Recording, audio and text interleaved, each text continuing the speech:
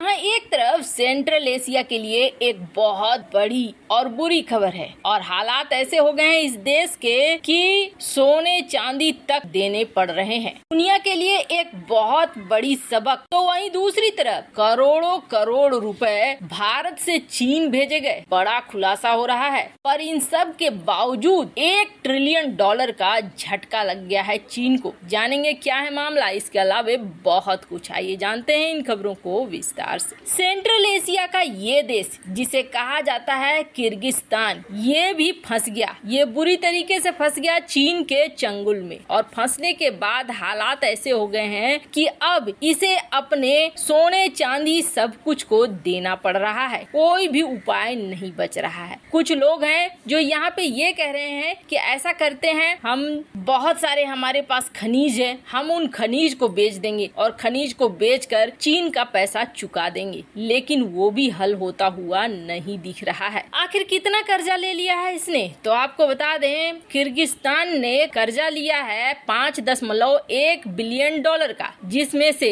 817 million domestic है यानी घरेलू कर्जा है, 4.3 बिलियन विदेशी कर्जा है। और सबसे बड़ी हिस्सेदारी किसकी है, तो चीन की है। होना तो यही है, जिसने BRI में हाथ डाला उसके लिए सबसे बड़ी समस्या बन गई। अब स्थिति ये हो गई है कि चीन के कर्जे को पूरा कर पाना इस देश के हाथ में नहीं रह गया है और वहाँ अब पेमेंट्स को लेकर बहुत दिक्कत आ रही है। अब कोशिश कर रही है जो वहाँ की मिनिस्ट्री है कि किसी तरीके से एक्सिम बैंक जो चाइना का बैंक है उसे फिलहाल के लिए $111 मिलियन दे दे। फिर कोशिश करे कि 2025 तक मनवा ले चीन को कि चीन अभी नहीं ले कर्जा या छूट दे दे। लेकिन चीन कोई भी कर्ज के मामले में छूट देने के लिए तैयार नहीं है। और सबसे बड़ी बात देखिए कि अगर साल दर साल भी पेमेंट करता है किर्गिस्तान तो 10 साल लग जाएंगे चीन को पेमेंट करने में। एक कर्जे को निपटाएगा तो उसका ब्याज दूसरी तरफ से आकर खड़ा हो जाएगा। इसके अलावे किर्गिस्तान में जो स्थिति बहुत गंदी हो रही है उसका बड़ा कारण है भ्रष्टाचार। भ्रष्टाचार की वजह से बिल्कुल जड़ें हिल सी गई है। दरअसल होता क्या है, चीन जब किसी देश के अंदर घुसता है ना, एक प्रोजेक्ट के बहाने से घुसता है, उसके बाद उसके अधिकारियों को,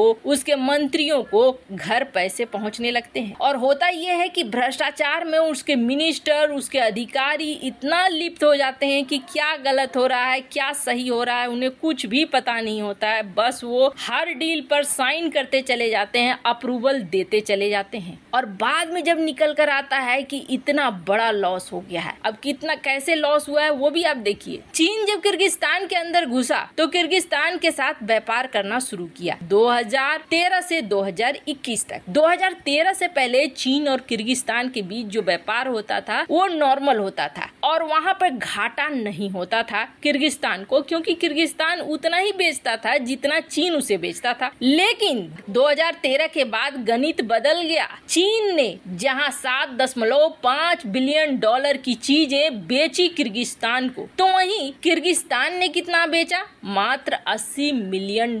एक तरफ 7.5 बिलियन और एक तरफ 80 मिलियन। इससे ही समझ में आ जाता है कि किर्गिस्तान का घाटा बढ़ता चला गया। अब स्थिति ये हो गई है कि किर्गिस्तान बैठकर एनालाइज कर रहा है, क्योंकि चीन मान नहीं रहा है, उसे चाहिए पैसे। ऐसे में चीन को कैसे पैसे दिया जाए। कई ऐसे कह रहे हैं कि जो हमारे मिनरल है उनको बेच दो, जो हमारे पास अर्थ मटेरियल है, बहुत सारे खजाने हैं आयरन के और कोयले के डिपॉजिट हैं, उनसे हम कोयला और आयरन दे देंगे। लेकिन चीन का कहना है कि नहीं, मुझे कोयला और आयरन नहीं दो, बल्कि मुझे दे दो वो पूरा का पूरा माइनिंग। अब देखिए, कोयले को और जो भी इसके अयस्क हैं, जो भी खनिज हैं, उसको अगर बेचता है तो 5.5 बिलियन पूरा कर लेगा किर्गिस्तान। लेकिन अभी चाह रहा है कि नहीं, आप 50 बिलियन के माइंस ही मुझे दे दो। अब जरूर ऐसी कोई कागजात बनी होगी, ऐसा कोई एग्रीमेंट हुआ होगा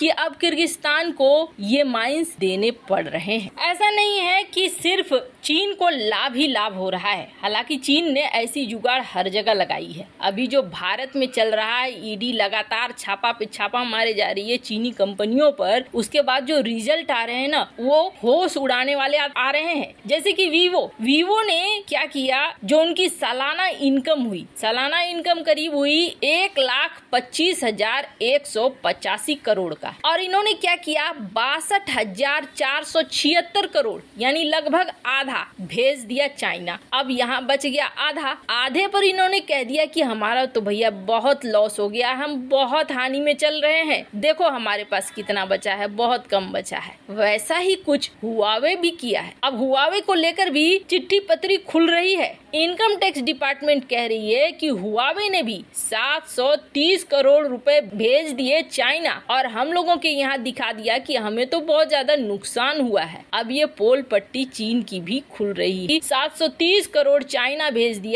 और दिखला दिया कि हमारे पास बहुत लॉस हुआ है, हमसे इनकम टैक्स मत मांगो। जहाँ एक तरफ चीन के ये हालात हैं, तो कहते हैं ना, चोरी का माल बहुत दिनों तक नहीं टिकता है, और नुकसान भी अब चीन को उसी हिसाब किताब का हो रहा है, बहुत बड़ा नुकसान। अब नुकसान की नौबत $1 ट्रिलियन तक पहुंच गई है। 1 ट्रिलियन एक बहुत बड़ी रकम है। दरअसल चीन ने ना बहुत सारी चीजें ऐसी भी की जो शायद उसकी कल्पना के हिसाब से नहीं चला। जैसे कि उन्होंने अपने ही देश में बुलेट ट्रेन चलवानी शुरू की। चीन ने ये निर्णय लिया कि अपनी हाई स्पीड रेल नेटवर्क को पूरा बिछा देगा, और इसके लिए चीन ने 2021 में काम करना शुरू किया। 40,000 किलोमीटर तक कवर कर लिया। सबसे पहले चीन ने अपने देश के हर हिस्से में बुलेट ट्रेन को दौड़ाना शुरू किया। कहा जाता है कि 93% हिस्से पे चीन को कामयाबी मिल गई। फिर चीन ने ये कहा कि हम आगे 2025 तक 50,000 किलोमीटर और दूर तक बिछा देंगे इसको। अब इसके पीछे चीन ने कितना खर्चा किया? चीन ने खर्चा किया 5.91 ट्रिलियन युआन, जो कि करीब पहुंचता है $1 ट्रिलियन